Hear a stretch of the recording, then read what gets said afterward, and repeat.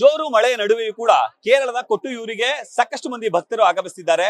ಕೇವಲ ರಾಜ್ಯ ಅಷ್ಟೇ ಅಲ್ಲದೆ ಕರ್ನಾಟಕ, ತಮಿಳುನಾಡು, ಆಂಧ್ರ ಪ್ರದೇಶ ಸೇರಿದಂತೆ ಬೇರೆ ಬೇರೆ ಭಾಗಗಳಿಂದಲೂ ಕೂಡ ಸಾಕಷ್ಟು ಮಂದಿ ಭಕ್ತರು ಆಗಮಿಸಿದ್ದಾರೆ. ನೀವು ದೃಶ್ಯದಲ್ಲಿ ಗಮನಿಸ್ತಿರ್ಬೋದು, ಈಗಾಗಲೇ ಕೇರಳದ ಕೊಟ್ಟೂರಿಗೆ ಲಕ್ಷಾಂತರ ಮಂದಿ ಭಕ್ತರು ಆಗಮಿಸಿ ಶಿವನ ದರ್ಶನವನ್ನ ಪಡೆದುಕೊಳ್ಳುವಂತ ಕೆಲಸಕ್ಕೆ ಮುಂದಾಗಿದ್ದಾರೆ.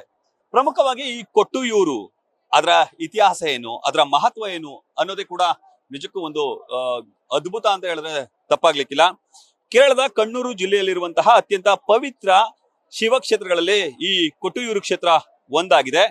ಇದು ಸಾಮಾನ್ಯ ದೇವಸ್ಥಾನ ಮಾತ್ರ ಅಲ್ಲ, ಇದು ಹಿಂದೂ ಪುರಾಣಗಳಲ್ಲಿ ಉಲ್ಲೇಖ ಆಗಿರುವಂತೆ ದಕ್ಷ ಯಾಗ ನಡೆದ ಸ್ಥಳ ಅಂತ ಹೇಳಿ ಈಗ ನಂಬಲಾಗುತ್ತೆ. ಈ ಕಾರಣಕ್ಕಾಗಿ ಈ ಪುರಾಣದ ಕಥೆಯನ್ನ ಅವಲಂಬಿಸಿಯೇ ಭಕ್ತರು ಹೆಚ್ಚಿನ ಸಂಖ್ಯೆಯಲ್ಲಿ ಈ ಒಂದು ಕೊಟ್ಟೂರಿಗೆ ಆಗಮಿಸುವಂತ ಕೆಲಸಕ್ಕೆ ಮುಂದಾಗ್ತಿದ್ದಾರೆ.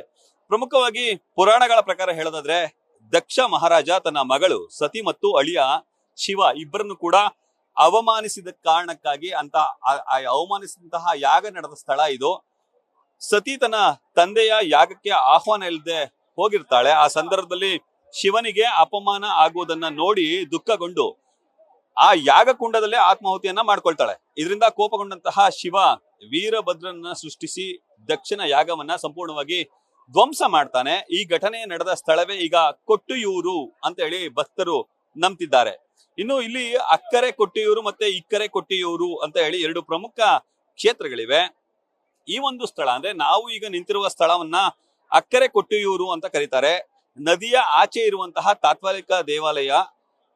ವರ್ಷದಲ್ಲಿ ವೈಶಾಖ ಮಹೋತ್ಸವದ ಸಮಯದಲ್ಲಿ ಮಾತ್ರ ಈ ಅಕ್ಕರೆ ಕೊಟ್ಟೂರು ದೇವಸ್ಥಾನವನ್ನ ತೆರೆಯಲಾಗುತ್ತೆ. ಇನ್ನು ಪ್ರಮುಖವಾಗಿ ಇಕ್ಕರೆ ಕೊಟ್ಟೂರು ದೇವಸ್ಥಾನ ಅಂದ್ರೆ ಇದರಿಂದ ಸುಮಾರು ಒಂದು 500 ಮೀಟರ್ ದೂರದಲ್ಲಿರುತ್ತೆ. ಆ ದೇವಸ್ಥಾನ ನದಿಯಿಂದ ಮತ್ತೊಂದು ಬದಿಯಲ್ಲಿದೆ. ಪ್ರಮುಖವಾಗಿ ಆ ದೇವಾಲಯ ಶಾಶ್ವತ ದೇವಾಲಯ ಆಗಿದೆ.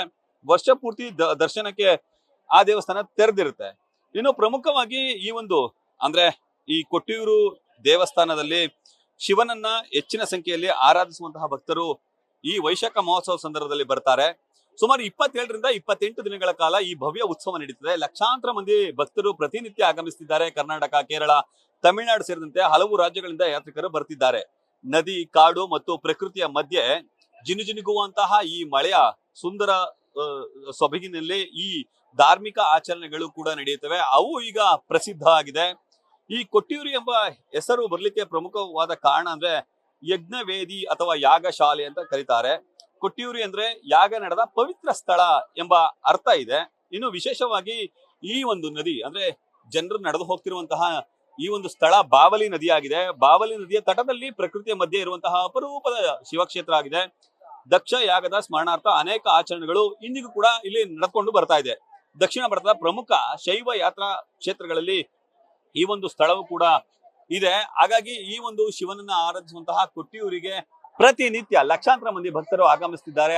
ಆಗಮಿಸುವುದರ ಜೊತೆಗೆ ಶಿವನನ್ನ ಕಣ್ತುಂಬಿಕೊಳ್ಳುವಂತಹ ಕೆಲಸಕ್ಕೂ ಕೂಡ ಮುಂದಾಗ್ತಿದ್ದಾರೆ. ಆ ಮೂಲಕ ಶಿವನನ್ನ ಈ ವೈಶಾಖ ಮಾಸದಲ್ಲಿ ಆರಾಧಿಸಿದ್ರೆ, ಅದರಲ್ಲೂ ಈ ಒಂದು ಕೊಟ್ಟೂರಿನ ಈ ದಕ್ಷ ಯಜ್ಞ ಅಥವಾ ಯಾಗ ನಡೆದ ಸ್ಥಳದಲ್ಲಿ ಆರಾಧಿಸಿದ್ರೆ ತಮ್ಮ ಇಷ್ಟಾರ್ಥಗಳು ನೆರವೇರುತ್ತೆ ಅನ್ನೋ ಒಂದು ನಂಬಿಕೆ ಇದೆ. ಇದ್ರ ಜೊತೆಗೆ ಈ ಒಂದು ಸ್ಥಳದಲ್ಲಿ ಸತಿಪತಿಗಳು ಒಂದಷ್ಟು ಕಲಹಗಳಿದ್ರೆ ಅಥವಾ ಅವರ ನಡುವೆ ಭಿನ್ನಾಭಿಪ್ರಾಯಗಳಿದ್ರೆ ಅವ್ರು ಒಂದ್ ವೇಳೆ ಇಲ್ಲಿಗೆ ಬಂದ್ರೆ ಅದು ಕೂಡ ಸರಿಯಾಗುತ್ತೆ ಅನ್ನೋ ಒಂದು ಬಲವಾದ ನಂಬಿಕೆ ಇದೆ. ಈ ಕಾರಣಕ್ಕಾಗಿ ಎಲ್ಲರೂ ಕೂಡ ಕೊಟ್ಟೂರಿಗೆ ಬರುವಂತ ಕೆಲಸಕ್ಕೆ ಮುಂದಾಗ್ತಿದ್ದಾರೆ.